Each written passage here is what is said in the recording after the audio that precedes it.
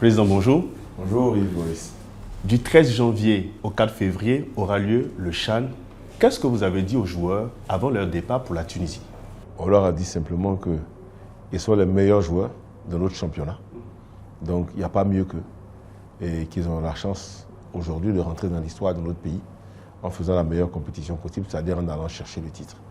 L'objectif que vous leur avez assigné, c'est lequel? Remporter le titre? Oui, je leur ai demandé de ne pas se priver d'ambition. Vous savez, quand vous avez la chance de jouer ce type de compétition, ne vous privez pas d'ambition. Ayez les ambitions les plus élevées possibles. Donc l'ambition, pour moi, c'est d'aller jusqu'au bout de la compétition. Vous disiez tout à l'heure, vous avez mis tous les moyens à leur disposition. Est-ce qu'on peut avoir une idée de leur prime? Non. Je ne donne jamais les primes des joueurs. D'accord, Président. Pour la seconde phase de leur préparation, c'est la Tunisie qui a été choisie. Pourquoi le choix de ce pays? La Tunisie, parce que c'est un pays d'Afrique du Nord comme l'Algérie, parce que les températures à Tunis actuellement sont dans le même ordre que celles que nous allons avoir à Annaba. Il faut savoir que là-bas, c'est l'hiver. Les températures oscillent entre 6 et 20 degrés. C'est relativement froid. Ce n'est pas nos conditions de température habituelles. Donc, il fallait que l'équipe s'acclimate. Premier point. Deuxième point, là-bas, on avait plusieurs équipes qui sont en préparation. Ça nous permettait aussi de faire des matchs amicaux de qualité.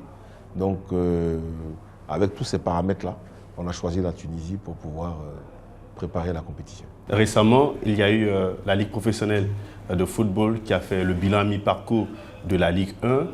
On note que la Ligue 1 a engendré plus d'1 million. Pourtant, pour l'organisation de cette compétition, c'est 83 millions que la FIFA a dû débourser. On note qu'il y a un déficit, 82 millions. Quel commentaire vous faites? Le rôle premier de la fédération, ce n'est pas d'assister financièrement les clubs, mais c'est ce que nous faisons aujourd'hui, parce que c'est comme ça que ça fonctionne. Donc au-delà de la subvention qu'on donne, on prend en charge tous les frais d'organisation.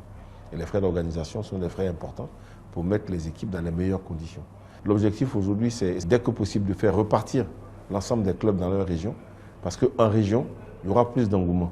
Vous savez que quand on parle de public, par exemple, toutes les grandes équipes en Europe, ou même en Afrique du Nord, elles sont basées sur des espaces géographiques. Ça veut dire que c'est la ville ou le quartier. Donc, si vous allez à Arsenal, c'est un quartier de Londres. Si vous allez à Chelsea, c'est un quartier. Si vous allez à Madrid, les supporters de Real sont dans un quartier.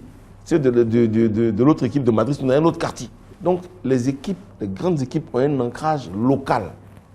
Et c'est ce que nous n'avons pas en Côte d'Ivoire. Le président, dans un courrier émanant de la Fédération ivoirienne de football, nous apprenons que la direction exécutive va geler la tranche restante du paiement des subventions pour les clubs qui n'auraient pas de justificatif face à l'utilisation de leurs subventions. De quoi s'agit-il exactement? Éclairez un peu notre lanterne, s'il vous plaît. Non, vous vous souvenez qu'en début de saison, on a rencontré les clubs. On a rencontré les clubs pour leur expliquer un peu la vision. Et donc, on leur a expliqué que désormais, la subvention serait payée par dixième au mois. Et donc, on leur a présenté aussi la nomenclature des dépenses en 7 critères. Et on leur a demandé donc de faire en sorte de respecter les 7 critères.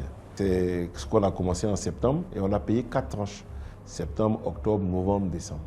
Au bout de 4 tranches, on a demandé maintenant d'avoir les justificatifs. C'est le deal qu'on a passé avec eux au départ. Donc il y a certains qui ont pu donner les justificatifs, d'autres n'ont pas encore donné.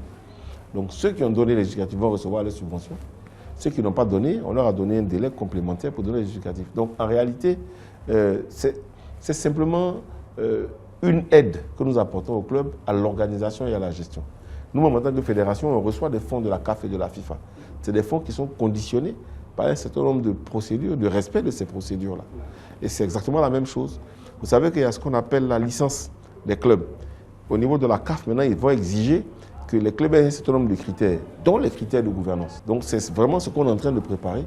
Et bon, c'est vrai qu'il peut y avoir quelques difficultés au départ, mais je suis convaincu que tous les clubs vont s'aligner. D'accord, Président. Il n'y a pas de polémique à avoir là. Dans un an, ce sera les Jeux Olympiques. C'était un objectif. Malheureusement, les U23 n'ont pas réussi à se qualifier pour cette compétition. Comment vous avez vécu cet échec? Très mal. Très mal. Je n'ai pas à vous cacher. Très mal. Parce que c'est un projet qui me tenait à cœur.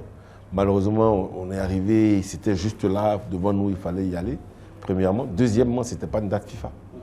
Donc le fait de ne pas avoir de date FIFA, on n'a pas pu avoir tout le potentiel de U20, U23 dont on aurait pu disposer à nos dispositions.